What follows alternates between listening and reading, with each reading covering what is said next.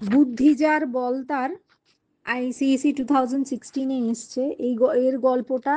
আর যেমন কর্ম তেমন ফল, এই গল্পটা, এই দুটো গল্প ইন্টারনেট থেকে বার করতে হবে। জলে কুমির ডাঙায় বাঘ, এটা ICSE 2015। সে মাসটা ছিল আষাঢ় মাস। অঝোর ধারায় বৃষ্টি ঝরছে।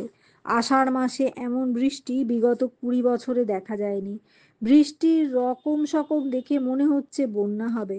বৃষ্টির তোড়ে মাঠ ঘাট রাস্তা সবই জলের তলায় চলে যাচ্ছিল। চারদিকে শুধু জল আর জল। বাড়ির উঠোনেও জল ঢুকে পড়েছে। মাটির ঘর সব ভেঙে পড়েছে। লোকে আশ্রয় নেবার মতো ঠাঁই নেই কোথাও। যানবাহন সব বন্ধ। কেবল নৌকা আর ভেলাই ভরসা। শচীনবাবু আর অমিতবাবুর বাড়ি দুটো পাশাপাশি ছিল। গ্রামের পাকা বাড়ি বলতে এই দুটো বাড়িই বোঝায়। তাই অসহায় লোকজন এদিকেই ধেয়ে আসছে আশ্রয় নিতে। কিন্তু ঠাঁই নেই, ঠাঁই নেই। গ্রামের অত মানুষের ঠাঁই হবে কি করে? প্রবল বর্ষণে নদীর বাঁধ ভেঙে যায়। নদীর জল প্রবল বেগে ছুটে আসে সব কিছুকে গ্রাস করে নেবার জন্য। বাঁধ ভাঙা জল ও বৃষ্টির জল মিলে এক অদ্ভুত পরিস্থিতির সৃষ্টি করে। সবকিছু ভাসিয়ে নিয়ে যাচ্ছিল। গরু ছাগল সব বন্যার তোড়ে ভেসে যাচ্ছিল। চারিদিকে শুধু জল আর জল। মাথার উপর নীল আকাশ। খাবার দাবার কিছুই নেই। সাহায্য যে আসবে তার পথও বন্ধ। খান্তি মাসির বাড়ি রাস্তা ধারেই, কিন্তু মাটির ঘর, খড়ের চাল, তাই আগেই পড়ে গেছে। কিন্তু মাটির ঘর আর খড়ের চাল তাই আগেই পড়ে গেছে। জিনিসপত্র কিছুই বের করে আনা সম্ভব হয়নি। হঠাৎ দেখা গেল জলের প্রবল তোড়ে একটি শিশু ভেসে যাচ্ছে। জলের যে বেগ, তাতে শিশুটির মৃত্যু অবশ্যম্ভাবী। হঠাৎ দেখা গেল খান্তি মাসি নেই। শিশুটিকে বাঁচাবার জন্য সে জলে ঝাঁপ দিয়েছে। এরপর লক্ষ্য পড়ল খান্তমাসির পিছনে খান্তমাসির পিছনে কি যেন ভেসে চলেছে, একটা বিশাল গোখরো সাপ। খান্তমাসি সাপটিকে দেখে উভয় সংকটে পড়ে। সে নিজে সাপের হাত থেকে বাঁচবে না শিশুকে বাঁচাবে। অবশেষে এই উভয় সংকট থেকে খান্তমাসিও শিশুটিকে আম, এবং অবশেষে উভয় সংকট থেকে খান্তিমাসি ও শিশুটি উভয়ই রক্ষা পায়। দুজন সাহসী যুবক জলে ঝাঁপিয়ে পড়ে খান্তিমাসি ও শিশুটিকে উদ্ধার করে। সাপটি অবশ্য জলের তোড়ে কোথায় ভেসে যায় কে জানে। শিশুটি বেঁচেছে দেখে খান্তিমাসি স্বস্তির নিঃশ্বাস ফেলে এবং ভগবানকে ধন্যবাদ জানায়। Next question. সুখের দিন কারু চিরকাল থাকে না। এটাও আগে হয়েছে, তবু বলে দিচ্ছি। এই জগৎ পরিবর্তনশীল, তাই কারোর সব দিন সমান যায় না। আলোর পর যেমন অন্ধকার আসে, আবার অন্ধকারের পরে আলো, এইভাবে চলে দিন রাত্রির কারবার। তেমনি মানুষের জীবন চিরদিন মানুষ জীবনে চিরকাল সুখী থাকতে পারে না। এই তো আমাদের পাড়ার ক্ষীরোদবাবুর কথা বলি। তার 3 পুত্র 4 মেয়ে, সবাই শিক্ষিত। মেয়েদের বিয়ে হয়ে যায় ভালো ভালো বাড়িতে, কিন্তু ছেলেরা চাকরি পায়নি, তাই তারা বিয়ে করেনি। ক্ষীরোদবাবু অবস্থাপন্ন লোক ছিলেন, তাই তিনি মোটামুটি সুখেই জীবন নির্বাহ করেছেন। কিন্তু এদিকে ছেলেদের কিছু হচ্ছে না দেখে তিনি খুব চিন্তিত। বড় ছেলে বেদতোষ চাকরি না পাওয়া, এত কঠিন কঠিন নামের দরকার নেই। রামু চাকরি না পাওয়ার জন্য পাগলের মতো হয়ে গেছে। অন্যদিকে মেজ ছেলে ননীগোপাল ভবঘুরের মতো ঘুরে বেড়ায়। কখন যে কি করে তার কোনো ঠিক ঠিকানা নেই। পাড়ার ক্ষীরোদবাবু একটা শ্রদ্ধার আসন ছিল, কারণ মানুষটি সৎ ও মিতভাষী। ময়হস্যই ত ভয়াকার পেটকাটা মূর্ধন্যস্বই দীর্ঘই। কিন্তু ছেলেদের জন্য আজ ক্ষীরোদবাবুর কথা কেউ শোনে না। ছোট ছেলে মস্তানি করার জন্য সকলেই প্রায় তাকে এড়িয়ে চলে। রাস্তাঘাটে পরিচিত লোকের সঙ্গে দেখা হলে অনেকেই মস্তানের বাবা বলে মুখ ফিরিয়ে নেয়। ক্ষীরোদবাবু মরমে মরে যান। তাই ক্ষীরোদবাবু এখন চিন্তায় বিমর্ষ হয়ে পড়েছেন। যার আগে সুখে দিন কাটতো তার আজ এই অবস্থা। কথায় আছে সুখের দিন কারো চিরকাল থাকে না। ক্ষীরোদবাবুর এই অবস্থা আমাদের এই প্রবাদের কথা স্বীকার করে নিতে বাধ্য করে নাকি? এবার আইসিএসি 2014, অধিক সন্ন্যাসীতে গাজন নষ্ট। গ্রামোন্নয়নের ব্যাপারে গ্রামের মানুষদের গয়রফলা আকার ময়কার গ্রামোন্নয়ন দন্তন্নয় দন্তন্য অন্তস্থ অ দন্তন্য একার র। গ্রামোন্নয়নের ব্যাপারে গ্রামের মানুষের দায়িত্ববোধ উদ্বুদ্ধ করতে গিয়ে হস্যৌ দয় হসন্ত বয় হস্যৌ দয় ধ উদ্বুদ্ধ করতে গিয়ে গ্রাম প্রধান অধিক সন্ন্যাসীতে গাজন নষ্ট করে বসেছেন। বহু লোককে নানা কাজের ভার দিয়ে কোনো কাজই ঠিক মতো শেষ করতে পারছেন না। নিজে তদারকি করে সবার কাজ ঠিকমতো দেখাশোনা করতেও পারছেন না। তাই উন্নয়নের আসল উদ্দেশ্যই ব্যর্থ হতে বসেছে। ঘোড়াদহ গ্রাম প্রধান রমেন মল্লিক। গ্রামের মানুষ তাকে ভালোবাসে, শ্রদ্ধা করে। গ্রামের উন্নয়নের কাজকর্মে তার সজাগ দৃষ্টি। তাই রাস্তাঘাট নির্মাণ, টিউবওয়েল বসানো, চাষের জন্য জল সরবরাহ, নদীতে বাঁধ দিয়ে বন্যা প্রতিরোধ, 100 দিনের কাজকর্ম, বাড়িঘর তৈরি প্রভৃতি ব্যাপারে তাকে ব্যস্ত থাকতে হয়। সব কাজ ঠিকভাবে সম্পন্ন করার জন্য তিনি গ্রামের বহু মানুষকে দায়িত্ব দিয়ে বসেন। তিনি ভাবতেও পারেননি যে অধিক সন্ন্যাসীতে গাজন নষ্ট হবে। বেশ কিছুদিন অতিবাহিত হওয়ার পর তিনি বুঝতে পারেন কোনো কাজই ঠিকমতো সম্পন্ন হচ্ছে না। অনেক লোকের উপর দায়িত্ব থাকায় সকলেই ভাবে যে সে না করলে অন্য কেউ করবে। এভাবে সব কাজই প্রায় অসমাপ্ত থেকে যাচ্ছে। অধিক সন্ন্যাসীতে যেমন গাজন নষ্ট হয়, তেমনি অধিক সংখ্যক মানুষের তদারকিতে সব কাজ পণ্ড হয়ে যায়। আর একটা জিনিস এখানে লিখতে হবে, টাকা টাকা তজরূপ হচ্ছে, কেউ কাজ ঠিক মতো করছে না, সকলেরই ফাঁকিবাজি মন হয়ে গেছে, সবাই ফাঁকি দিয়ে একে অপরকে দোষ দিচ্ছে। এই রকম টাইপের কিছু কথা লিখে অধিক সন্ন্যাসীতে যেমন গাজন নষ্ট হয়, তেমনি অধিক সংখ্যক মানুষের তদারকিতে সব কাজ পণ্ড হয়।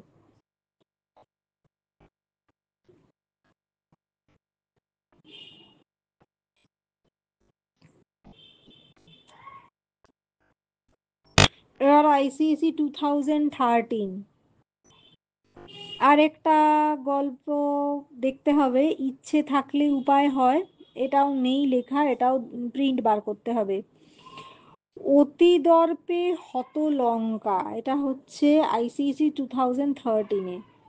ঠাকুমার মুখে শুনেছিলাম লঙ্কার রাজা রাবণের নাকি অতিরিক্ত অহংকারের জন্য পতন হয়েছিল। বাস্তবে আমারও একটি অনুরূপ অভিজ্ঞতা হয়েছিল। আমাদের স্কুলে সুমন বড়লোকের ছেলে।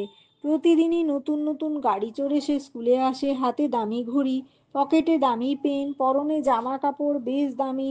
সকলের সঙ্গে সে ভালোভাবে মেশে না। মেলামেশার ব্যাপারে একটু উন্নাসিক বলা চলে। হস্যৌ দন্তন্বয় দন্তন্বয় আকার দন্তস্বয় হস্যই ক, উন্নাসিক বলা চলে। ক্লাসে সকলের সঙ্গে সে মেশে না। তার বন্ধু বান্ধব দু একজন, ক্লাসের অধিকাংশ ছেলে তার দিকে সম্ভ্রমের দৃষ্টিতে তাকায়। সুমন তার আর্থিক স্বাচ্ছন্দ্যের জন্য গর্বিত। তার কথাবার্তায় চলায় অহংকারের ছাপ।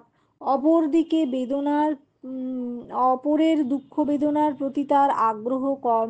কিন্তু নিজের সুখ স্বাচ্ছন্দ্যের দন্তস্বয় হস্যৌ খ সুখ, দন্তস্বয় বয় আকার চয় ছ, দন্তন্বয় দয় জফলা একার র, সুখ স্বাচ্ছন্দ্যের ব্যাপারে সে যথেষ্ট সচেতন। বাড়ি থেকে ভালো ভালো টিফিন আনে, বাইরে দাঁড়িয়ে থাকা গাড়িতে গিয়ে বসে টিফিন খায়, পরে ক্লাসে ফিরে আসে। মলয়ের উন্নাসিকতায় হস্যৌ দন্তন্বয় আকার দন্তস্বয় হস্যই উন্নাসিকতায় ক্লাসের অধিকাংশ ছেলেই ক্ষুব্ধ।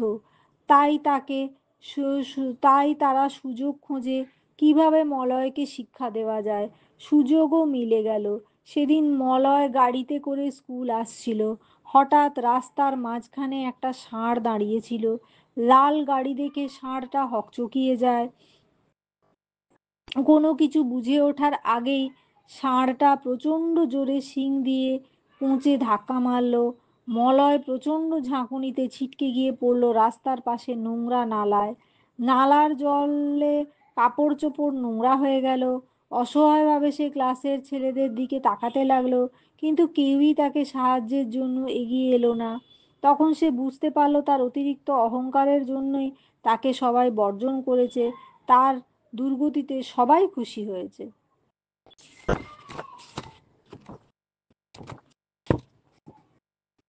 এবার আইসিএসি 2012, শক্তের ভক্ত নরমের জম। কথায় আছে বিড়াল নরম মাটি দেখলে আঁচড়ায়। বাস্তব জীবনেও কথাটা সর্বাংশে সত্য। নলহাটিতে চৌধুরী পরিবারের কর্তা বিমল চৌধুরী দেখলে মনে হয় অত্যন্ত রাশভারী মানুষ। দৃঢ় গাম্ভীর্য বজায় রেখে চলেন। বাড়ির লোকজনেরা তার ভয় তথস্থ। তার বজ্র গম্ভীর হাঁক ডাকে সবাই ভীত ও সন্ত্রস্ত। দন্তস্ব দন্তন্বয় তয়রফলা দন্তস্বয় থ। আবার এই চৌধুরী মশাই গ্রামের আশীর্বাদী শিক্ষক অমলবাবুর কাছে নতজনু হয়ে থাকেন, কারণ অমলবাবু সৎসাহসী এবং সত্যবাদী। গ্রামের মানুষের আপদে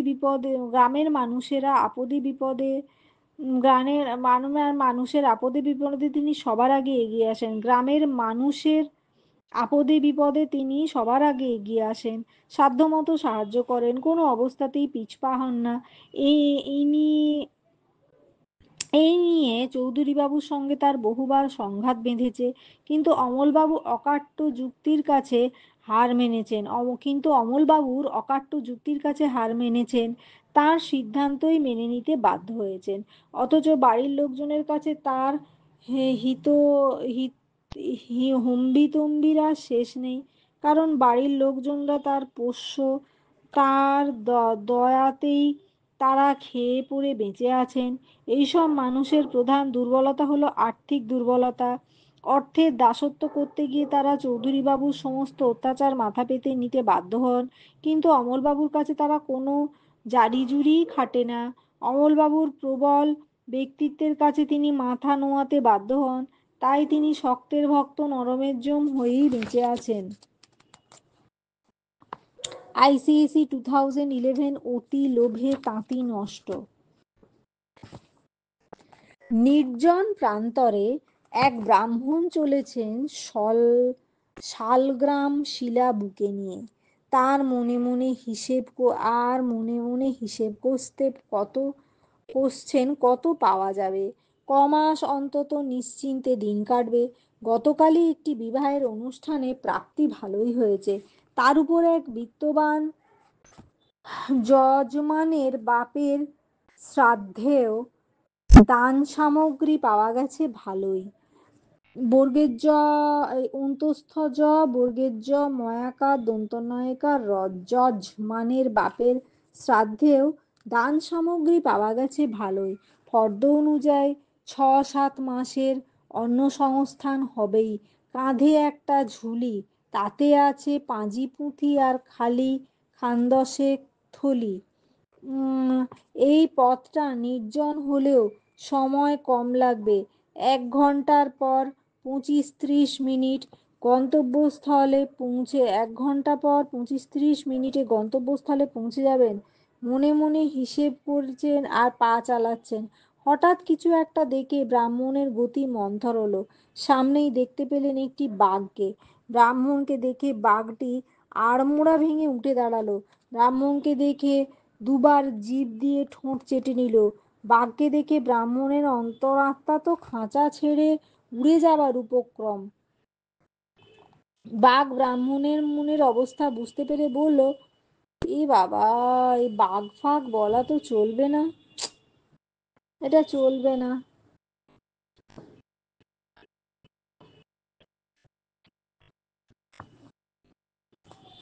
চোর পালালে বুদ্ধি বাড়ে, অতি লোভে তাঁতি নষ্ট, অন্য জায়গায় দেখতে হবে। চোর পালালে বুদ্ধি বাড়ে। বাড়িতে, এটা আইসিসি 2010। বাড়িতে সন্ধ্যাবেলা বসে টিভি দেখছি, ছুটির দিন তাই খোশ মেজাজে আছি। দেখতে দেখে দেখতে দেখতে তখন যে রাত্রি 10:30 বেজে গেছে বুঝতে পারিনি। খেয়ে দিয়ে শুতে যাব, হঠাৎ দরজায় কড়া নাড়ার শব্দ। বাড়িতে বাবা থাকেন না, বৃদ্ধ দাদু, মা, আমি আর ছোট বোন সানা। ঘরের আলো শোনা। ঘরের আলো জেলে দরজা খুলতেই 4-5 জন লোক কালো রুমালে উম মুখ ঢাকা দিয়ে ঘরে ঢুকে পড়লো। সামনে পিস্তল ধরে চেঁচামেচি করতে মানা করে দাদুর কাছাকাছি আলমারির চাবি চাইলো। দাদু কোনো রকম ঝুঁকি না নিয়ে তাদের চাবি দিয়ে দিলেন। তারপর আমাদের বাড়ির সবাইকে একটা ঘরে আটকে রেখে তারা আলমারি সিন্দুক খুলে টাকা কড়ি গয়নাগাটি দামি জিনিসপত্র বার করতে থাকে। এখানে আগেই বিএসএনএল টেলিফোনের তার ছিঁড়ে দেওয়ায় থানায় সংবাদ দেওয়ার অবস্থা রাখেনি। প্রায় 8 ঘন্টা ধরে লুটপাট সেরে তারা চলে যাওয়ার আগে হুমকি দিয়ে যায়, খবরদার চেঁচামেচি করবে না, পুলিশ জানলে সব কটাকে খুন করে রেখে যাব। এই অবস্থায় আমাদের পক্ষে অন্য কিছু করা সম্ভব ছিল না, তবে যাওয়ার আগে বাইরের থেকে শিকল তুলে দিয়ে যায়। তখনও মনে হচ্ছিল না যে দাদুর মোবাইলে ফোনটা তো কাছেই ছিল। যদিও চোররা তখন পালিয়ে গেছে, তবু পুলিশকে জানাবার জন্য মোবাইলে ফোন করা হলো। বাড়ির কাছেই থানা, তাই বিভিন্ন দিক থেকে পুলিশের জিপ এসে হাজির হলো। কতগুলো রাস্তায় টহল দিচ্ছিল। খবর পেয়ে তারাও তৎপর হয়ে পড়লো। পরদিন সকালে দাদুকে থানায় ডেকে পাঠিয়ে জিজ্ঞাসাবাদ করে পুলিশ অনেক কিছু জানতে পারলো। কয়েকজন সন্দেহজনককে থানায় ধরে রেখে দাদুকে নিয়ে দিয়ে শনাক্ত করালো। অনেক জিনিসপত্র উদ্ধার হলো। চোর পালালে বুদ্ধি বাড়ে, কথাটা সত্য। তবে একটু বুদ্ধি করে কাজ করলে অনেক সময় লোকসানের হার কমানো যায়। এটাও অন্য হলে ভালো হতো। চোর পালালে বুদ্ধি বাড়ে, আইসিসি 2010। বিপদের বন্ধুই প্রকৃত বন্ধু।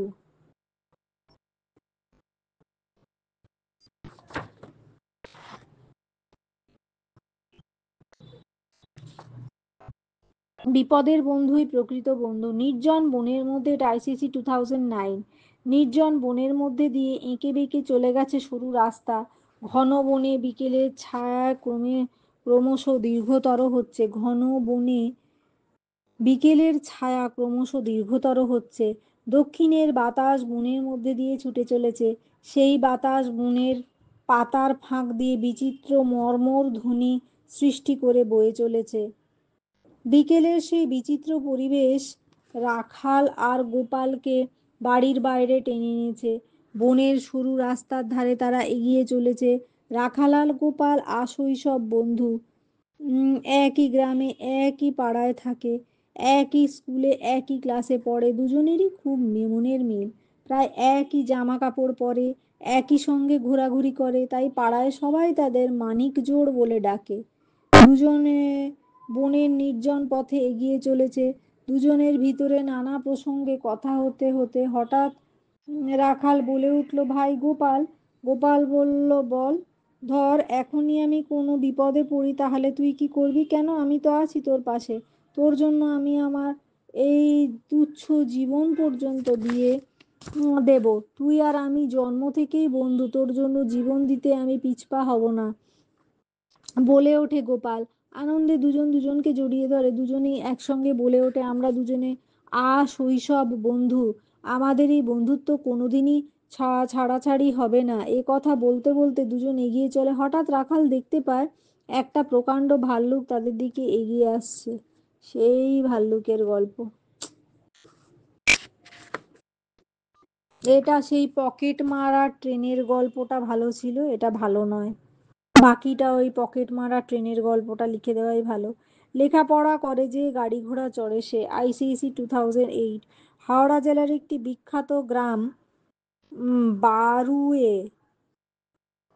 কলকাতা থেকে গ্রামটির দূরত্ব প্রায় 40 কিলোমিটার।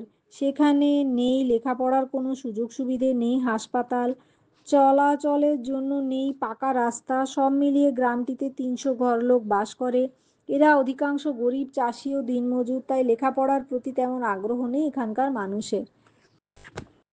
এই গ্রামেরই একটি দুস্থ পরিবারে তিন ভাই অতি কষ্টে লেখাপড়া চালিয়ে যায়।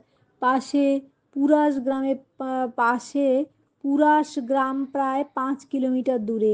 প্রতিদিন হেঁটে এরা স্কুল যায়, মন দিয়ে লেখাপড়া করে। মেধাবী ছাত্র হওয়ায় স্কুলে ফি দিতে হয় না।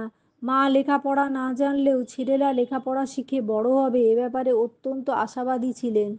এই গণ্ড গ্রাম থেকেই তিন ভাই উচ্চ মাধ্যমিক পাশ করে কলকাতায় আসে। বড় ভাই উচ্চ মাধ্যমিকে জাতীয় বৃত্তি পায়, সেন্ট জেভিয়ার্সে ভর্তি হয়, বিএসসি পাশ করে ইন্ডিয়ান এয়ার ফোর্সে যোগ দেয়, শেষ পর্যন্ত এয়ার কমান্ডার হয়ে অবসর নেয়। মেজ ভাইয়ের পড়াশোনায় বেশ ভালো, সে জাতীয় বৃত্তি পায় এবং বিএসসি অনার্স পাশ করে ভারত সঞ্চার নিগমে যোগদান করে।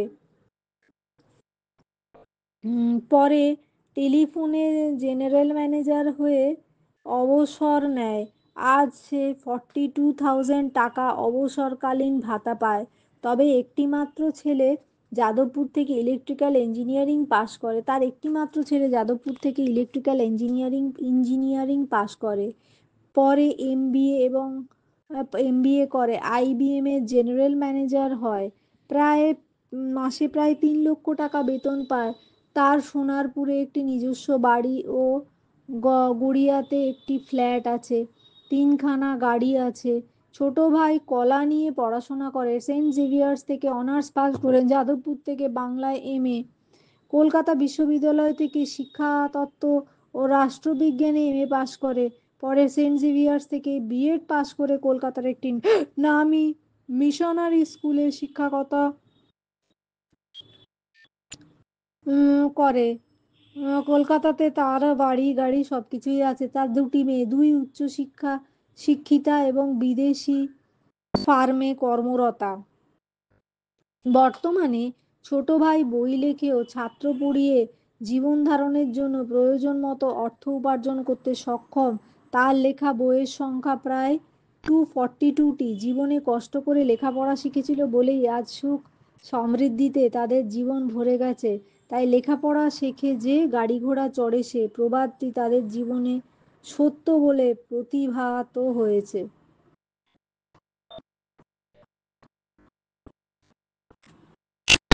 যে সয় সে রয়, যে না সয় সে না, যে না সয় সে নাশ হয়। আইসিএসি 2007। শহর থেকে দূরে এক শহরতলির নাম কোন্নগর। সেখানে বাস করত বিদ্যুৎ ও তার বিধবা মা। বাবা মারা গেছেন কিছুদিন, বিদ্যুতের এখনো পড়াশোনা শেষ হয়নি, তাই চাকরি দুরস্ত। আপাতত কয়েকটি ছাত্র পড়িয়ে সামান্য কিছু রোজগার করে সে। বিদ্যুতের মা লেখাপড়া জানতেন না, তাই বাবার মৃত্যুর পর বাবার চাকরি পাননি। তবে ঘরে বসে একটা সেলাই মেশিনে জামা কাপড় সেলাই করে কিছু রোজগার করার চেষ্টা করেন, তবে তা সামান্যই। এভাবেই বেশ কষ্টে সৃষ্টে দিন কাটছিল। আসলে এই কষ্ট যে কি তা যিনি দিয়েছেন তিনি ছাড়া আর কেউ বুঝতে পারবেন না। বিদ্যুৎ বঙ্গবাসী কলেজ থেকে অর্থনীতিতে অনার্স পাশ করে একটা সরকারি চাকরি পায়। সে ভাবলে ভগবান বোধ হয় মুখ তুলে চেয়েছেন, কিন্তু কিছুদিন যেতে না যেতেই বিদ্যুতের মা অসুস্থ হয়ে পড়েন। চিকিৎসার জন্য তাকে বড় হাসপাতালে ভর্তি করা হয়। ডাক্তারের পরামর্শ মতো চিকিৎসা চলল, কিন্তু মায়ের শরীরের কোনো উন্নতি লক্ষণ দেখা গেল না। এদিকে বিদ্যুতের মাইনের সবটাই প্রায় মায়ের চিকিৎসায় খরচ হয়ে যায়। বাধ্য হয়ে বিদ্যুৎ কয়েকটা প্রাইভেট টিউশন ধরে। ফলে অধিকাংশ সময় বাড়িতে ফিরতে রাত হয়। খাওয়া দাওয়া সময় মতো না হয় বিদ্যুৎ অসুস্থ হয়ে পড়ল। হঠাৎ বিদ্যুতের এক দূর সম্পর্কের আত্মীয়া কিছু না জেনেই বিদ্যুতের বাড়িতে এসে উপস্থিত হলেন। তার দুর্ঘটনায় তা তা এক দুর্ঘটনায় তার স্বামী মারা যায়। উম, তা আহ, তিনি বিদেশে বহুকাল কাটিয়েছেন, তাই তিনি বহু অর্থের মালিক। সম্পর্কে তিনি বিদ্যুতের মায়ের দিদি হন। মাসি বিদ্যুতের সঙ্গে বসে কি কি দরকার সব লিস্ট করলেন। বিদ্যুতের মায়ের চিকিৎসার জন্য সব রকম ব্যবস্থাই করলেন। জলের মতো টাকা খরচ করে বিদ্যুতের মাকে বাঁচিয়ে তুলল। বিদ্যুতের মা হাসপাতাল থেকে ফিরে ঘরদোর দেখে তো অবাক। বাড়িতে বসার sofa set, colour TV, washing machine, gas, telephone, fridge সব এসেছে। মাসির কেউ না থাকায় মায়ের নামে একটি অঙ্কের টাকা তিনি রেখে দিলেন। বিদ্যুতের জীবনে যেন নতুন সূর্যোদয় ঘটল। জীবনে প্রচণ্ড দুঃখ কষ্ট সহ্য করার পুরস্কার ঈশ্বর তাকে দিলেন। এখন সে কলকাতায় নাম করা কলেজে অর্থনীতির অধ্যাপক। মনে মনে প্রায় ভাবে, যদি কষ্ট না সহ্য করে বিশ্বাস হারাতাম তবে কি আর সৌভাগ্যের উদয় হতো? এটাও ভালো না। প্রকৃতি মানুষের বুদ্ধি বন্ধু, কিন্তু মানুষ হয়েছে প্রকৃতির শত্রু। 2006। মানুষ বুদ্ধি বলে বিজ্ঞানের কৌশলে কত মরুভূমিকে উর্বর করে তুলেছে, কত নদ নদীতে বাঁধ দিয়ে তারা গতিরোধ করে বিদ্যুৎ উৎপাদন করেছে, চাষের ক্ষেত্রে জল সরবরাহ করেছে, কত বন জঙ্গল কেটে চাষের জমি উদ্ধার করেছে, স্থাপন করেছে নতুন নতুন নগর, রাস্তাঘাট, বাণিজ্য কেন্দ্র।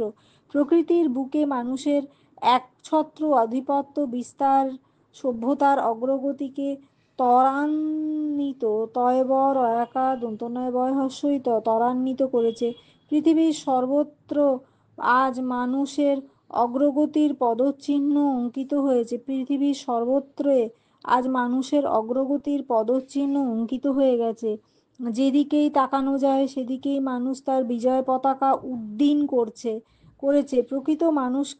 প্রকৃতি মানুষকে দিয়েছে সবকিছু, দিয়েছে ক্ষুধার অন্ন, পরনের বস্ত্র, বাসের নিমিত্ত ঘর, বাড়ির উপকরণ সবকিছু। প্রকৃতি উদার হস্তে দান করেছে নানা উপকরণ, যা দিয়ে মানুষ বর্তমান সভ্যতার প্রাসাদ গড়ে তুলেছে। প্রকৃতি বন্ধুর মতো অকৃপণ হস্তে সবকিছুই দান করেছে মানুষকে। কিন্তু মানুষ কি সেই বন্ধুত্বের মূল্য দিতে পেরেছে? না।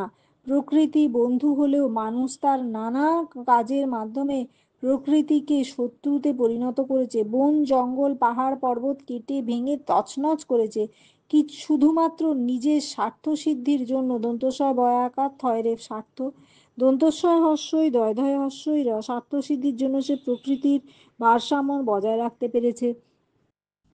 পারছে না। পৃথিবীতে বনভূমির পরিমাণ যা থাকা দরকার তা আর নেই। বাড়িঘর নির্মাণে পাহাড় পর্বত থেকে পাথর আহরণ করে প্রাকৃতিক ভারসাম্য নষ্ট করেছে। আর অবশ্যম্ভাবী পরিণাম পার্থিব উষ্ণায়ন ও জলবায়ুর পরিবর্তন। এর অবশ্যম্ভাবী পরিণাম হলো পার্থিব উষ্ণায়ন ও জলবায়ুর পরিবর্তন। হস্য পেটকাটা মূর্ধন্যস্বয় মূর্ধন্যয় আকার অন্তস্থ দন্তন্য। পরিণাম পার্থিব উষ্ণায়ন ও জলবায়ুর পরিবর্তন, অকাল বৃষ্টি অথবা বৃষ্টিহীনতা। এইভাবে চললে পৃথিবী একদিন ধ্বংস হবে, সেদিন আর বেশি দেরি নেই। Next, ICAC 2005। উপস্থিত বুদ্ধির সাহায্যে দুর্ঘটনা থেকে বাঁচা। এবারে পুজোর ছুটিতে আমাদের আবাসনের কয়েকটি পরিবার কয়েকদিনের জন্য পুরী যাত্রা করেছিলাম। পুরীতে আমরা পুরী হোটেলে উঠেছিলাম, সামনে সমুদ্র, তাই সমুদ্র স্নানের লোভ সামলাতে না পেরে ও সমুদ্রে ঝাঁপাঝাঁপি করার জন্য বেরিয়ে পড়লাম। সমুদ্রে সমুদ্র উপভোগ করার জন্য বেরিয়ে পড়লাম। সঙ্গে রইল সজলদা। মা কাকিমা অন্যরা মন্দিরে পুজো দিতে এবং কেনাকাটা করতে যেতেন। দিন চারেক পরে মা কাকিমা মন্দিরে পুজো দিতে বেরিয়ে যেতেই আমরা কয়েকজন ছুট মারলাম সমুদ্র স্নানে। আমরা ছিলাম সংখ্যায় 7 জন। 5 জন সমুদ্রে নামলেও শিবাশিস আর হৃতবান নামলো না। ওরা হাঁটতে হাঁটতে পশ্চিম দিকে যাচ্ছিল। আমরা সমুদ্র স্নানে মেতে থাকায় ওদের গতিবিধি বুঝতে পারিনি। কিছু পরেই চিৎকার শুনতে পেলাম। বেশ কিছু দূরে একটা জটলা লক্ষ্য করলাম। বাঁচাও বাঁচাও বলে চিৎকার কানে আসতে লাগলো। ইতিমধ্যে আমাদের টিমের অন্যান্য সদস্যরাও এসে পড়েছে। সজলদা ব্যাপারটা বুঝে নিয়ে সেদিকে দৌড়ে গেল। ভিড় ঠেলে এগিয়ে যেতে তাদের চোখ ছানা বড়া। দেখতে পেল পৃথা আর শিবাশিস চোরাবালিতে পড়েছে, কিছুতেই উঠতে পারছে না। কি করে তাদের উদ্ধার করা যায়? হঠাৎ সজলদার মাথায় একটা বুদ্ধি খেলে গেল। সামনে একটা নৌকা থেকে একটা মোটা কাছি নিয়ে এসে দড়িটা তাদের দিকে ছুঁড়ল। বলল দড়িটা ধরে তারা যেন উঠে আসে। পৃথা ও শিবাশিস ভয়ে তো প্রায় আধমরা, দড়ি ধরে আস্তে আস্তে উঠে এলো। ইতিমধ্যে থানা থেকে পুলিশ এসে গেছে, স্থানীয় কাউন্সিলরও এসে গেছে, মন্দিরের পান্ডা এসে গেছে, মা বাবা তো উৎকণ্ঠায় সারা। আমরা উপন্মুখ বিপন্মুক্ত। বয়সই প দন্তনয় ময় হর্ষৌ কয়ত। বিপন্মুক্ত হওয়ায় তারা আবার মন্দিরে পুজো দিয়ে হোটেলে ফিরলেন। কেবলমাত্র সজলদার বুদ্ধির জেরে আমরা সেদিন মৃত্যুর হাত থেকে রক্ষা পাই। এটা ভালো লেখা। নেক্সট, আইসিএসি 2003, বিফলতায় সফলতার সিঁড়ি। ইংরেজিতে একটা কথা আছে, failures are the pillars of success. বিফলতায় সফলতার সিঁড়ি কথাটা বাস্তব জীবনেও সর্বাংশে সত্য। চুঁচুড়ার সর্বজয় ঘোষের চয় দীর্ঘ চয়চন্দ্র বোস, না, চুঁচুড়ার চয়চন্দ্রবিন্দু দীর্ঘ চয়চন্দ্রবিন্দু দীর্ঘ ডয় শূন্য ডয়াকার চুঁচুড়ার সর্বজয় ঘোষ এক বাস্তব উদাহরণ। সর্বজয়বাবু বয়স তখন 60-এর কাছাকাছি। জমি জায়গা বাড়ি, ঘর বাড়ি, টাকা পয়সা কোনো কিছুরই অভাব নেই। অভাব কেবল শিক্ষার, কারণ বেশ কয়েকবার মাধ্যমিক পরীক্ষা দিয়েও তিনি সাফল্য অর্জন করতে পারেননি, কারণ জমি জমা বিষয় সম্পত্তির তদারকিতে বেশি সময় চলে যায়, তাই পড়াশোনা করার সুযোগ তিনি পাননি। এইভাবে 19 বার তিনি মাধ্যমিকে অসফল হন। ছেলেপুলে নাতি নাতনি নিয়ে তার ভরা সংসার। সেবার তার নাতনি পৃথা মাধ্যমিক পরীক্ষা দেবে। সর্বজয়বাবু ও নাতনির সঙ্গে পরীক্ষায় বসতে মনস্থির করেন। এ ব্যাপারে নাতনি পৃথা তাকে নানাভাবে উৎসাহ দিতে থাকে, পড়াশোনায় সাহায্য করতে থাকে। অবশেষে পরীক্ষার দিন এসে পড়ে। দাদু ও নাতনি পরীক্ষা দিতে বসে। যাওয়ার পথে নাতনি দাদুকে নানা বিষয়ে প্রশ্ন করতে থাকে, না পারলে নিজে বলে দেয়। প্রথম দিনের পরীক্ষা বাংলা মোটামুটি ভালোই হয়, ইংরেজিও ভালো হয়। অবশেষে আসে অঙ্ক পরীক্ষার দিন। সজয়বাবু স্থির করেন তিনি আর পরীক্ষা দেবেন না, কিন্তু নাতনি নাছোড়বান্দার জোর করে দাদুকে দিয়ে পরীক্ষা দিতে দেওয়া যায়। এরপর বিজ্ঞান পরীক্ষায় মোটামুটি নির্বিঘ্নে শেষ হয়। অবশেষে ফল প্রকাশিত হয়। নাতনি পৃথা প্রথম বিভাগে উত্তীর্ণ হয়, দাদুও অবশ্য কোনো রকমে পাশ করে। সর্বজয়বাবু পাশের সংবাদ চারিদিকে ছড়িয়ে পড়ে। বৃদ্ধ বয়সে মাধ্যমিক পাশ করায় চারদিক থেকে লোকজন তাকে দেখতে আসে। পাড়া জেলার ম্যাজিস্ট্রেট সাহেব সর্বজয়বাবুকে বিশেষভাবে আপ্যায়িত করেন। এইভাবে ব্যর্থতার পথ ধরে সর্বজয়বাবুর জীবনে সাফল্য আসে। পরে জানা যায় তিনি নাকি উচ্চ মাধ্যমিকও ভালোভাবে পাশ করেছিলেন। একটি বাজারের আত্মকথা। আমি একটি বাজার, একটি বড় শহরের অভিজাত 2017, আইসিসি 2017। আমি একটি বাজার, একটি বড় শহরে অভিজাত এলাকায় আমার অবস্থান। আমার নাম লেক মার্কেট। আমার সামনে দিয়ে চলে গেছে Rashbehari avenue. রয়াকার দন্তস্ব Ras, বয়হস্যই হয়াকার Roy দীর্ঘে A V নু, এ ভয়হস্যই দন্তন্বয় জফলা হস্য, এভিনিউ। পূর্ব দিকে পরাশর রোড, পশ্চিমে জনক রোড, আর দক্ষিণে সর্দার শঙ্কর রোড। তবে আমার সৃষ্টি হয়েছিল তা ঠিক কবে বলতে পারি না। তবে কলকাতা শহরে যে কটি বড় বাজার আছে তার মধ্যে আমি ক্রেতা সাধারণের কাছে বিশেষ গুরুত্ব লাভ করেছি। দোকান আমার মূল অংশে অসংখ্য দোকানঘর আছে। এদিকে অন্যদিকে আছে অসংখ্য শাকসবজির স্টল বা শাকসবজির বাজার। পশ্চিম দিকে আছে মাছের বিশাল বাজার। মাছের বাজারের একদিকে আছে মুরগি ও খাসির মাংসের দোকান। মাছের বাজারে প্রায় 100 স্টল আছে, সঙ্গে আছে মাছ কাটার বেশ কয়েকটি স্টল। বাজার, মুদিখানা, স্টেশনারি, ওষুধপত্র, মুড়ি, মুড়কি, রুটি, কেক, মাখন, বিস্কুটের স্টলের সংখ্যাই বেশি। আছে কামধেনুর মিষ্টির দোকান, আছে কুন্ডু মেডিকেল শপ, আছে Frank Cross medical shop, lake বাসন স্টোর, শ্রী দুর্গা বাসন স্টোর, কাপড় চোপড়ের দোকান, ইলেকট্রনিক্স ও ইলেকট্রিক্যাল গুডসের দোকান, সেই সঙ্গে আছে পান, বিড়ি, সিগারেট, ঠান্ডা পানীয়, স্ন্যাক্স বার ইত্যাদির দোকান। শাকসবজি ও ফলের দোকানেরও সংখ্যা কম নয়, কম করে তা হবে প্রায় 50টি। সেখানে আলু, পেঁয়াজ, পটল, কুমড়ো, উচ্ছে, বেগুন, নারকেল, নানা রকম শাকসবজি, বাড়ি বড়ি, ফলমূল, আরও অনেক কিছু। আগে আমার উপরের ছাউনি ছিল টিনের, আলো বাতাসের ভালো ব্যবস্থা ছিল না। বর্ষায় বৃষ্টির জল পড়তো, পরিসর ছিল স্বল্প। গত 5-6 বছর হলো এই বাজার ভেঙে তৈরি হয়েছে লেক মল। এখানে নিচে যে সমস্ত ব্যবসায়ীরা ছিল তারা প্রত্যেকেই সুনির্মিত দোকানঘর পেয়েছে। বাইরে কিন্তু নতুন দোকানদাররাও ব্যবসা করার সুযোগ পেয়েছে। দোতলায় ও তিনতলায় হয়েছে বড় বড় বাজার, 4তলায় আছে অফিস, 5তলায় ও 6তলায় আছে সিনেমা, সিনেপলিস ও কর্পোরেশনের অফিস। ওপরে আছে আরও নানা অফিস। এই হলো আমার মূল অংশের কথা, কিন্তু বাইরের অংশে আছে নানা ছোটোখাটো দোকানপত্তর। রাস্তার দুধারে রয়েছে অজস্র দোকানপাট, সেখানেও প্রতিদিন বাজার বসে।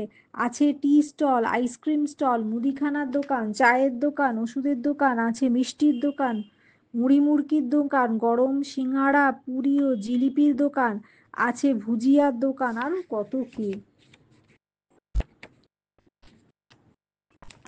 প্রতিদিন সকালে হাজার হাজার ক্রেতাদের ভিড় বাড়ে। অজস্র ক্রেতার আগমনে মনে পড়ে কবির কথা, মাল কেনা বেচা, দর জানাজানি, কানাকুড়ি দিয়ে কত টানাটানি, হাসাহাসি করে কেউ দিল ভরে, কেউ গেল ঘরে ফিরে। কত রকমের মানুষ, কত কত বিচিত্র তাদের কথাবার্তা, বিচিত্র তাদের প্রয়োজন, সবই আমি দেখি, দেখে চিন্তা করি। দুপুরবেলা দোকানদাররা সকলেই বাড়িতে খেতে যায়, সন্ধ্যায় আবার ক্রেতা বিক্রেতারা আসে, আবার চেঁচামেচি কোলাহলে মুখর হয়ে পড়ি আমি। সন্ধ্যার আলো রোশনাই ভরে যায় সমস্ত বাজার চত্বর, রোশনাইতে ভরে যায় সমস্ত বাজার চত্বর। আস্তে আস্তে সন্ধ্যা উত্তীর্ণ হয়ে যায়, বাজারের লোকজনের যাতায়াত কমে যায়, 2-4টি দোকান বন্ধ হতে থাকে। 10টা, 10:30 নাগাদ প্রায় সব দোকান বন্ধ হয়ে যায়। বাজারের ভিতরে যারা রান্না বান্না করে নেয়, যারা থাকে তারা রান্না বান্না করে নেয়, তারপর খেয়ে দিয়ে ঘুমিয়ে পড়ে। আবার সকালবেলা শুরু হয় কেনাকাটা, কোলাহল আর চেঁচামেচি। বেশ ভালো লাগে, কিন্তু এইভাবে কতদিন চলবে তা কে জানে।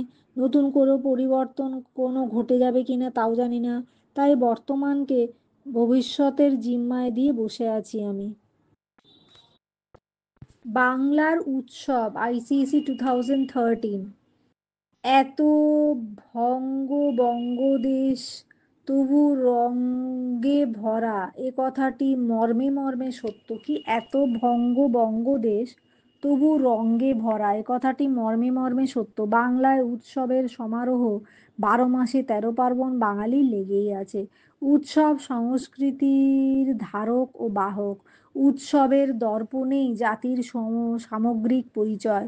উৎসবের দিনে সমস্ত জীর্ণতা ক্ষুদ্রতা মুছে একে অপরের সঙ্গে মিলিত হয় আনন্দের কলতানে। ষড় ঋতুর বৈচিত্র্যে উৎসব হয়ে ওঠে নিত্য নতুন। বাঙালি উৎসবপ্রিয় জাতি, উৎসবেই বাঙালির হৃদয়কে চেনা যায় ও জানা যায়। অতীতেই হৃদয়ের স্পর্শে এই উৎসবকে মধুময় করত। সকলের সমবেত চেষ্টায় তখন উৎসব হয়ে উঠত মুখরিত। চেষ্টা আগ্রহ নিয়েই সবাই উৎসবকে করে তুলত মনোহর। সেদিন এক অপরের সহৃদয়তার, তাই উৎসব আনন্দ কলতানে ভেসে যেত, যে হৃদয়ে হৃদয়ে ভরা এক পারস্পরিক বন্ধন। যুগ বদলায়, বদলায় তার চরিত্র, বদলায় অনেক কিছু। সমস্ত কিছুর মধ্যে উৎসব ও এলো, পালা উৎসব এলো, পালা বদলের হাওয়া, বাড়লো উৎসবের সংখ্যা, সেই সঙ্গে চাঁদার উৎপাত। এছাড়া সমাজ বিরোধীদের নানাবিধ দৌরাত্ম্য, দয়ৌকার রয়াকার তয়ময় জফলা, উৎসবের দিনে মাথা চাড়া দিয়ে ওঠা। এছাড়া সমাজ বিরোধীদের নানাবিধ দৌরাত্ম্য, উৎসবের দিনে সেই সব দৌরাত্ম্য মাথা চাড়া দিয়ে ওঠা। এছাড়া ভক্তির পরিবর্তে এলো জাঁকজমক প্রিয়তা, তাই উৎসবের হাল হকিকত হাল হকিকত প্রাচীনের তুলনায় বর্তমানে কিছুটা ঋজু হয়ে আছে। হয়াকাল হাল হকিকত প্রাচীনের তুলনায় বর্তমানে কিছুটা ঋজু হয়ে আসছে। ধর্মের অনুষ্ঠানে বাংলাদেশের আকাশ বাতাস হয়ে ওঠে মুখরিত। হিন্দু, বৌদ্ধ, খ্রিস্টান প্রভৃতি জাতির বাস এই বাংলায়। তাই বাংলায় ধর্মীয় উৎসবের বহার। সিদ্ধিদাতা গণেশের আরাধনা নিয়ে হিন্দুদের নববর্ষ আরম্ভ হয়। তারপর বিভিন্ন উৎসব, রাখি পূর্ণিমা, দোলযাত্রা, রথযাত্রা প্রভৃতি। বাংলার শ্রেষ্ঠ উৎসব দুর্গাপূজা, মুসলমানদের মহরম, ঈদ, ঈদ আল ফেতর ইত্যাদি ধর্মীয় অনুষ্ঠান, খ্রিস্টানদের বড়দিন, গুড ফ্রাইডে ইত্যাদি, বৌদ্ধদের বুদ্ধ পূর্ণিমা। এই সমস্ত বিবিধ জাতির বিবিধ ধর্মীয় অনুষ্ঠানের মধ্যে বাংলা হয়ে ওঠে উৎসব মুখরিত। এবার সামাজিক উৎসব। বাংলাদেশে দেশ সুজলা সুফলা শস্য শ্যামলা দেশ, তাই বাংলা সামাজিক উৎসব হয়ে উঠেছে হৃদয়ে হৃদয়ে বন্ধনের উৎসব। এই উৎসবের মধ্যে কি অফুরন্ত শক্তি, কি আশ্চর্য তার প্রাণ প্রাচুর্য! অন্নপ্রাশন, উপনয়ন, বিবাহ, শ্রাদ্ধ শান্তি, জামাই ষষ্ঠী, ভাতৃদ্বিতীয়া ইত্যাদি এইসব উৎসবের মধ্যে পড়ে।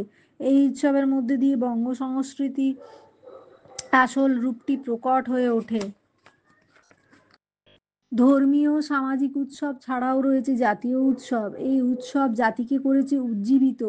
15ই আগস্ট ভারতের স্বাধীনতা দিবস ও 26শে জানুয়ারি প্রজাতন্ত্র দিবস, এছাড়া 25শে বৈশাখ ও 23শে জানুয়ারি সমগ্র ভারতেই লাভ করেছে জাতীয় মর্যাদা। ঋতুভিত্তিক উৎসব। ষড়ঋতুর বৈচিত্র্যে বাংলা প্রকৃতি যে রূপ পরিবর্তন হয়, প্রকৃতিতে রূপের পরিবর্তন হয়। শরৎকালে শারদোৎসব, অগ্রহায়ণ মাসে নবান্ন উৎসব, পৌষ মাসে নানা জায়গায় জমে ওঠে পৌষ মেলা, ফাল্গুন মাসে দোল খেলা, তারপর চৈত্র বৈশাখে গাজনের বাজনা বাজিয়ে পুরাতন বিদায় নেয়, নতুন আগমন ঘটায়। বাঙালির উৎসবের দিকে দিকে আজ উড্ডীয়মান বাঙালির উৎসব দিকে দিকে আজ উড্ডীয়মান, তাদের চিন্তাধারা কর্মে দোলা দেয় উৎসবের আনন্দ, কিন্তু সেই আনন্দকে ধরে রাখা আজ হয়ে উঠেছে কষ্টসাধ্য। অতীতের ভরপুর জীবন আজ আর নেই। আজ দিকে দিকে সমস্যা, জটিলতা ও রাজনৈতিক অস্থিরতা।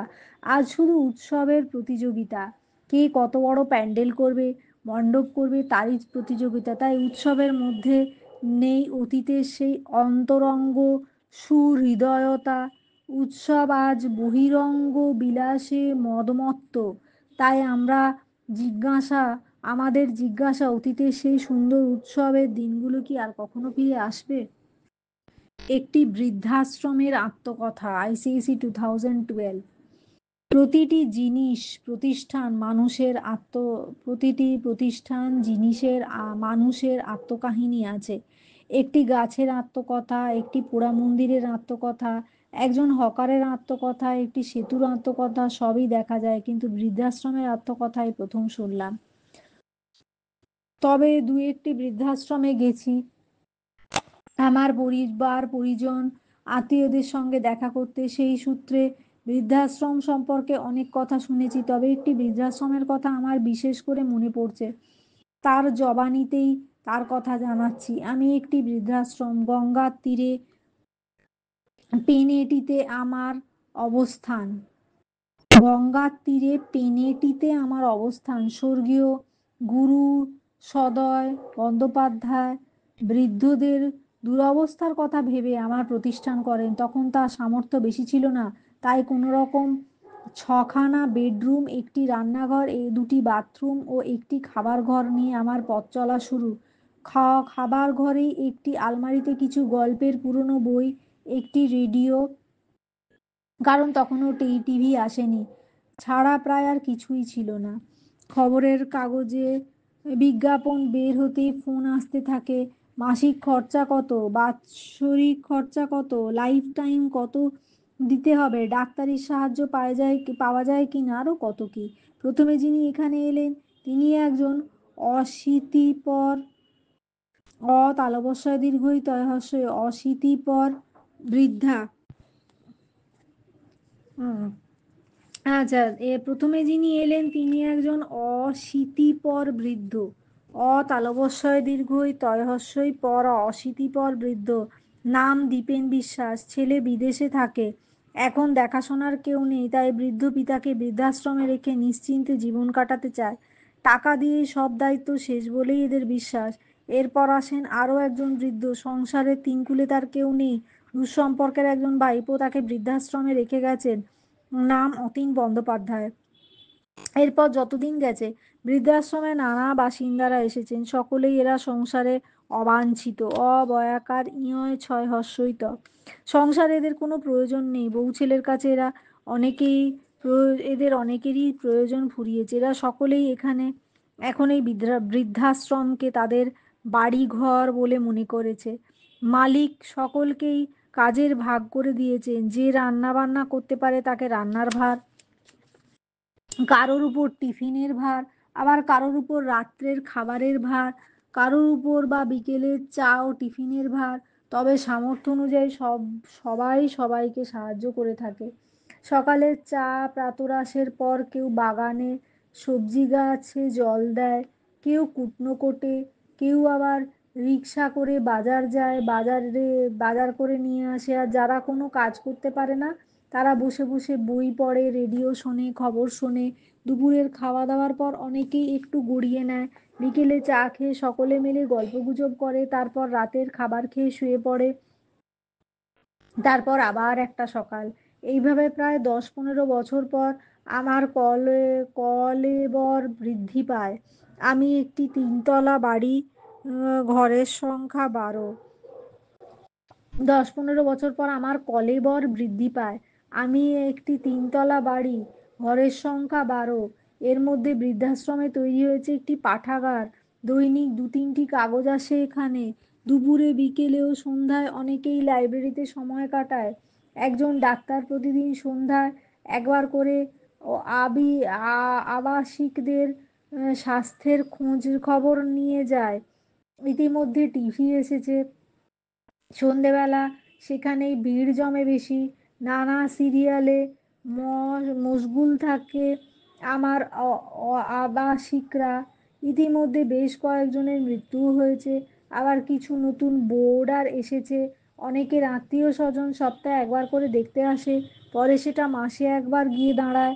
কারো আর কোনো আত্মীয় স্বজন না থাকায় কেউই দেখতে আসে না। মাঝে মাঝে উৎসব উপলক্ষে ঘরোয়া অনুষ্ঠান হয়, কেউ আবৃত্তি করে, কেউ আবার গান গায়, কেউ আবার গল্প পাঠ করে। আবাসিকদের পুজোর সময় মালিক সকলকে নতুন জামা কাপড় দেন, বাস বাসে করে তাদের ঠাকুর দেখতে নিয়ে যায়, দশমীতে ছাদ থেকে গঙ্গায় বিসর্জন দেখার ব্যবস্থা করে, কোলাকুলি করে আবাসিকরা মিষ্টিমুখ করে আনন্দে কাটায়। দেখে বোঝার উপায় থাকে না যে এরা কারোর আত্মীয় নয়। আমার বয়স প্রায় 40, এর মধ্যে কত আবাসিক এলো, কত আবাসিক কোথায় চলে গেল কেউ তার হিসেব রাখেনি। এভাবে আমার দিন কাটছে। আমার মালিকের মৃত্যু হয়েছে, তার ছেলে এখন নতুন মালিক। এভাবে হাত বদল হতে হতে কতদিন চলবে কে জানে। নতুন পরিবর্তনের আশায় দিনগুলি, কিন্তু কিছু কি ঘটবে?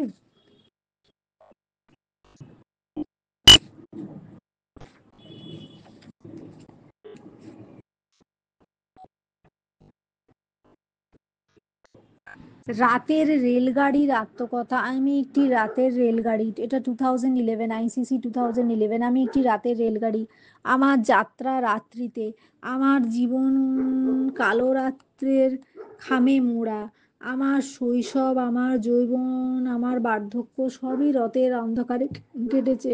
অবশ্য মাঝে মাঝে এখানে যে হঠাৎ আলোর ঝলকানি আসে না তা একেবারেই নয়, তবে তা খুব অল্প সময়ের জন্য। সেই হঠাৎ আলোর ঝলকানি শুধুমাত্র আমার আধারকেই বাড়িয়ে দেয়, কমায় না। আমার যাত্রাপথ হাওড়া স্টেশন থেকে পুরী পর্যন্ত প্রতিদিন নির্দিষ্ট পথে আমি ছুটে চলি। সে চলার মধ্যে কোনো বৈচিত্র্য নেই। রাত্রি 11টার পরে আমার যাত্রা শুরু হয়। হাওড়া স্টেশনে আলো ঝলমল পরিবেশ আমার বেশ ভালো লাগে। বহু যাত্রী তাদের লটবহর নিয়ে স্টেশন প্ল্যাটফর্মে যাতায়াত করে, কম্পার্টমেন্ট খোঁজ করে। খুঁজে পেলে আপন আপন কম্পার্টমেন্টে উঠে পড়েই বিছানা পেতে শোবার আয়োজন শুরু করে দেয়। কারণ সকলেই বাড়ি থেকে খাওয়া দাওয়া সেরে আসে। আস্তে আস্তে সময় ঘনিয়ে আসে, গার্ডের হুইসেল বাজে, সামনে সবুজ সংকেত দেখে আমার চলা শুরু হয়ে যায়। রাত্রের অন্ধকারে খান খান করে আমি এগিয়ে চলি। রাত্রের অন্ধকার খান খান করে আমি এগিয়ে চলি। চারদিকে ঘোর অন্ধকার, মাঝে মাঝে স্টেশন একটু আধটু টিমটিমে আলো, দু একজন যাত্রী আর দু চারজন হকার ছাড়া আর কাউকে দেখতে পাই না। তবে সব স্টেশনে থামতে হয় না। হাওড়া ছাড়ার পর 1.5 ঘন্টা পর খড়গপুর স্টেশন, সেখানেই প্রথম থামা। কিছু যাত্রী নামে আর কিছু ওঠে, ওঠার সংখ্যাই বেশি। এরপর আবার চলা শুরু। নামার কথা না লেখাই ভালো, এতটুকু ডিস্টেন্সের মধ্যে নামা যায় না। এরপর আবার চলা শুরু। আমার সব যাত্রী তখন ঘুমে অচেতন। একমাত্র টিকিট চেকার, গার্ড ও গাড়ির ড্রাইভার ছাড়া সবাই গভীর ঘুমে অচেতন। এখন অন্ধকার আরো গাঢ়। আমার চলার গতিও বৃদ্ধি পায়, কারণ কাছাকাছি আর থামার কোনো স্টেশন নেই। এরপর একেবারে বালেশ্বর। বালেশ্বরে বেশ কিছু যাত্রী নামলেও ওঠার সংখ্যা কম। স্টেশনে পান, সিগারেট আর পুরি তরকারির দোকান ছাড়া সবই বন্ধ। অবশ্য দু চারটে কুকুর প্ল্যাটফর্মে ঘোরাঘুরি করে, আবার ফেলে দেওয়া খাবারের ঠোঙা নিয়ে মারামারি করে। বা বাস সে বাসের বাসরের পর বালাসরের পর আবার দু একবার থামতে হয়। বালেশ্বর হবে বয়াকার লয়েকার তালবস্বর ব রয়েকার র। বালেশ্বরের পর আর দু একবার থামতে হয়। সেখানে কিছু যাত্রী নামলেও ওঠার সংখ্যা নেই বললেই চলে। রাত্রির আবহাওয়াটা বেশ ভারী হয়ে ওঠে, নিস্তব্ধতা বাড়ে। আমি কিন্তু কোনো কিছুর পরোয়া না করে ছুটে চলি। মাঝে একটু জানান দিতে হয়, কারণ রাত্রির অন্ধকারে মানুষ পশু লাইন পার হয়। হুইসেল দিয়ে তাদের সাবধান করে দিই। তারপর আস্তে আস্তে ভোরের আলো ফোটে, পূর্ব দিকে বেশ আলো হয়ে ওঠে। আমিও আমার গন্তব্যস্থল পুরীতে পৌঁছে যাই। যাত্রীরা সবাই নেমে যে যার পথে চলে যায়। আমার কথা কেউ ভাবে না। আমি যে সারা রাত জেগে তাদের গন্তব্যস্থলে পৌঁছে দিই, আমার প্রতি তাদের কোনো কৃতজ্ঞতা নেই। এটা ভাবতেই আমার খুব কষ্ট হয়। আমি সারাদিন পড়ে থাকি, ধোয়াই ঝাড়াই পৌঁছাই হয় রাত্রির যাত্রীর জন্য, সবই আবার সেই যাত্রা। আইসিসি 2009, একজন প্রতিবন্ধী বালকের দিন যাপন। অর্ধ শতাব্দী পরেও ভারতবর্ষ আজ নানা সমস্যায় জর্জরিত। এইসব সমস্যার মধ্যে বেকার সমস্যা, প্রতিবন্ধী সমস্যা, রাস্তা সমস্যা, শিক্ষা সমস্যা অন্যতম। তবে ইদানিংকালে প্রতিবন্ধী সমস্যা ভারতের অন্যতম সমস্যা। আর সেই সমস্যায় প্রত্যক্ষভাবে জর্জরিত আমি। আমার নাম মহেশ মণ্ডল, বাড়ি হুগলি জেলার কোন্নগরে। ছেলেবেলা থেকেই পোলিও রোগে আক্রান্ত হয়ে আমি চল চলা শক্তি আমার চল শক্তি রহিত। সারাদিন একটা একটা 4 চাকাযুক্ত সাইকেল গাড়িতে বসে থাকি। মানে বসে থাকতে বাধ্য হয়েছি, কারণ শিক্ষিত হয়েও সরকারি ঔদাসীন্যে আজও কোনো চাকরি জোগাড় করতে পারেনি। দয়াকার দন্তস্বয় দীর্ঘই দন্তনয় জফলা একার। ছেলেবেলায় সামাজিক কুসংস্কারের বলি হই আমি। পোলিও ওষুধ সময় মতো না খাওয়ানোয় দিন দিন অসুস্থ হয়ে শেষকালে চল চল শক্তিহীন হয়ে পড়ি। তারপর বহু ডাক্তার দেখিয়েও কোনো ফল হয় না। তাই ছেলেবেলা থেকে সাইকেল গাড়ি সম্বল করে স্কুলে গেছি, কলেজে গেছি। বিএ পাশ করার পর শিক্ষক হওয়ার স্বপ্ন নিয়ে বিএড কলেজে ভর্তি হই। বিএড পাশ করে ভাবলাম একটানা একটা স্কুলে চাকরি জুটে যাবে, কিন্তু ঠিক সময় এমএসসি পরীক্ষা চালু হলো। পরীক্ষা পাস না করলে চাকরির আশা নেই। দেশের নানা জায়গায় নানা ট্রেনিং সেন্টার গড়ে উঠেছে, কিন্তু সেই সব সেন্টারে বহু শাখা এখানে ওখানে গজিয়ে উঠেছে। দেখা করলাম বেশ কয়েকটি সেন্টারের কর্ণধারের সঙ্গে, সবাই মুখ ফিরিয়ে নিল, কারণ টাকা পয়সা দেবার সামর্থ্য তো আমার নেই। অবশেষে গ্রামের একজন এসএসসি পাশ করা মাস্টারমশাইয়ের দ্বারায় কিছু নোটপত্র পেলাম, পথ খুঁজে পেলাম, প্রশ্নের ধরন জানতে পারলাম, দু একটা বইও পেলাম, পড়াশোনা করলাম পাস কোর্স লেভেলে। পরীক্ষার ফল বেরোলো, লিখিত পরীক্ষায় পাশ করলাম, তারপর মৌলিক পরীক্ষা, কিন্তু সেই পরীক্ষায় উত্তীর্ণ হতে পারলাম না। তাই মাস্টার হওয়ারা আমার হয়ে উঠলো না। কাছাকাছি স্কুলগুলোতেও ঘোরাঘুরি করলাম, পঞ্চায়েত অফিসে গেলাম, কিন্তু সবাই মুখ ফিরিয়ে নিল। আমি কিন্তু তবুও হার মানিনি। স্টেশনের কাছেই একটা শেডের নিচে কাঁচা আনাজ নিয়ে বসি। আলু, পেঁয়াজ, পটল, উচ্ছে, লাউ, পেঁপে, টমেটো, শাকসবজি, কাঁচা লঙ্কা সবই রাখি। বাজারটা একটু দূরে, তাই কাছাকাছি বাড়িগুলো থেকে বহু লোক আমার কাছে সবজি কিনতে আসে। আমি সকাল থেকে বেলা 12টা পর্যন্ত সবজি বেচি, তারপর সামনের হোটেলে খেয়ে বাসায় ফিরি। একটা কাজের মাসি আছে, ঘরদোর মোছা, কাপড় চোপড় কেচে দেয়। বিকেলে আবার সবজি স্টলে আসি, বিক্রি বাটা সেরে বাসায় ফিরতে ফিরতে প্রায় 9টা বাজে। মাঝে মাঝে ডিমের তরকারি কিংবা মাংস রেঁধে দিয়ে যায়। রাত্রে খেয়ে দিয়ে একটু খবরের কাগজ পড়ি। এইভাবে আমার দিনগুলো কাটিয়ে দিচ্ছি। আর চাকরির জন্য কারো কাছে যাই না, কারোর উমেদারি করি না। আমি আমার হস্যৌ ময়কার দয়াকার রয় দীর্ঘই, কখনো রয় হস্যই, হস্যৌ ময়কার দয়াকার রয় হস্যই, উমেদারি। আমি আমার বাঁচার পথ নিজেই তৈরি করে নিয়েছি। একটা সাইকেল রিক্সা ঠিক করে রেখেছি, সেই আড়ত থেকে প্রতিদিন আলু, শাকসবজি সব এনে দেয় মহাজন। সপ্তাহের শেষে টাকা নিয়ে যায়। আমি স্বাধীনভাবে বাঁচতে চেয়েছিলাম, শিক্ষক হতে পারিনি, তাতে দুঃখ নেই, তবে স্বাধীনভাবে বাঁচতে পেরেছি। কারো ধার দয়া দাক্ষিণ্য নিয়ে বেঁচে থাকতে হয়নি। একটি জীর্ণ মন্দিরের আত্মকথা। আমার জন্ম বহুকাল আগে মহারাজ কীর্তিবর্মনের হাতে। মহারাজ কীর্তিবর্মন বহু টাকা ব্যয় করে আমার নির্মাণ কার্য সমাধা করেন। রাজস্থানী পাথরে আমার সারা শরীর মুড়ে দেন। আমার গায়ে নানা কারুকার্য নকশা তৈরি করান। ভিতরে প্রতিষ্ঠিত হন দেবী ভগবতী। মন্দিরের ভিতরের কাজও অপূর্ব। এটা আইসিসি 2008, একটি জীর্ণ মন্দিরের আত্মকথা। আমার জন্ম বহুকাল আগে মহারাজ কীর্তিবর্মনের হাতে। মহারাজ কীর্তিবর্মন বহু টাকা ব্যয় করে আমার নির্মাণ কার্য সমাধা করেন। রাজস্থানী পাথরে আমার সারা শরীর মুড়ে দেন। আমার গায়ে নানা কারুকার্য নকশা তৈরি করান। ভিতরে প্রতিষ্ঠিত হন দেবী ভগবতী। মন্দিরের ভিতরের কাজও অপূর্ব। সেখানে নানা কারুকার্য করা হয়। ছোট ছোট অজস্র মূর্তি মন্দিরের দেওয়ালে খোদাই করা হয়। গর্ভগৃহে যেখানে দেবী ভগবতীর মূর্তি স্থাপিত হয়, এমনভাবে তৈরি করা হয়েছিল যাতে প্রভাতের উদিত সূর্যের আলো দেবীর মুখের উপর পড়ে, সারা মন্দির আলোকিত হয়ে তুলত। মন্দিরের সামনে ছিল জলের ফোয়ারা। সন্ধ্যাবেলায় মন্দিরের চারপাশে দ্বীপ প্রজ্বলিত হলে অপূর্ব দেখাতো। অসংখ্য পুণ্যার্থী সন্ধ্যায় প্রদীপ জ্বালিয়ে আসত দেবীর আরতি করতে। দ্বীপের আলোয় চারদিক অপূর্ব হয়ে উঠত। সবুজ ঘাসের উপর অনেকে বসে গল্প করত, ছেলেমেয়েরা খেলা করত। সন্ধ্যাকালে মন্দির প্রাঙ্গণে অসংখ্য মানুষ মানুষের কাকলিতে মুখর হয়ে উঠত। সকাল সন্ধ্যায় ব্রাহ্মণ পুরোহিতের মন্ত্র উচ্চারণে আমার প্রাঙ্গণ মুখরিত হয়ে উঠত।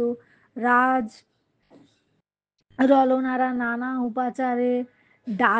উপাচার ডালায় সাজিয়ে নিয়ে আসতো। বহুক্ষণ ধরে পূজা পাঠ চলতো, সঙ্গে বাজনা বাদ্যি বাজতো, আরতির ঘণ্টা শোনা যেত বহু দূর থেকে। ভোগ রান্না হতো প্রতিদিন। অসংখ্য মানুষ এসে ভিড় করত, প্রসাদ পেত। কত গরিব দুঃখী যে দুবেলা প্রসাদ পেয়ে জীবিকা নির্বাহ করতো তার ঠিক নেই। আমাকে কেন্দ্র করেই গড়ে উঠেছিল অসংখ্য দোকানপাট। যাত্রীরা আসতো পুজো দিতে, তাদের থাকার জন্য তৈরি হয়েছিল যাত্রী নিবাস। আমাকে কেন্দ্র করে কত মানুষের জীবিকা নির্বাহ হতো তার ঠিক ঠিকানা নেই। অসংখ্য মানুষের আগমনে তাদের হাস্যে কলহাস্যে আমার গঠন শৈলীর তরফে আমার মনে মনে খুব গর্ব হতো। অসংখ্য মানুষের আগমনে, তাদের কলহাস্যে, আমার গঠনশৈলীর তারিফে আমার মনে মনে খুব গর্ব হতো। তারপর এলো আমার দুর্দিন।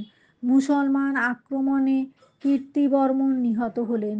পাঠানরা আমার দেহ ক্ষতবিক্ষত করল। চারদিকে শিল্প সৌন্দর্য ভঙ্গে চুরমার করে দিল। জনবসতির অধিকাংশই ধ্বংস হলো। কালে ভদ্রে দু একজন মানুষের দেখা পাওয়া যেত। তারপর দীর্ঘদিন অতিবাহিত হয়ে গেছে। আজ আমার চারপাশে শুধু জঞ্জাল আর জঞ্জাল।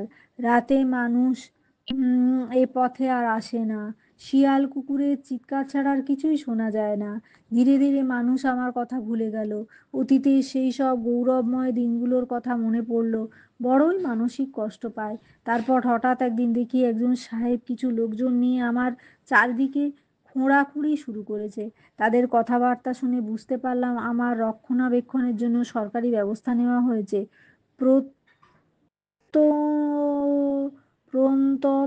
প্রত্যবিঘা পয়রাফলা তয়নত প্রণত প্রত্নতত্ত্ব বিভাগের পয়রাফলা তয়দন্ত ন ত তয় তয় ব বয়হস্যই ভয়াকার গয়কার র প্রত্নতত্ত্ব বিভাগের মানুষজন চারিদিকে বন জঙ্গল পরিষ্কার করে আমাকে আমার পুরনো রূপ ফিরিয়ে দেওয়ার চেষ্টা করছে। এই কথা ভেবে আমার খুবই আনন্দ হচ্ছে যে আমার আবার প্রাণগণ মানুষের কোলাহল কাকলি কল কাকলিতে পূর্ণ হয়ে উঠবে, কিন্তু কবে তা জানি না। তবে ভবিষ্যতের উজ্জ্বল দিনের কথা ভেবে আমি বেশ আনন্দেই আছি।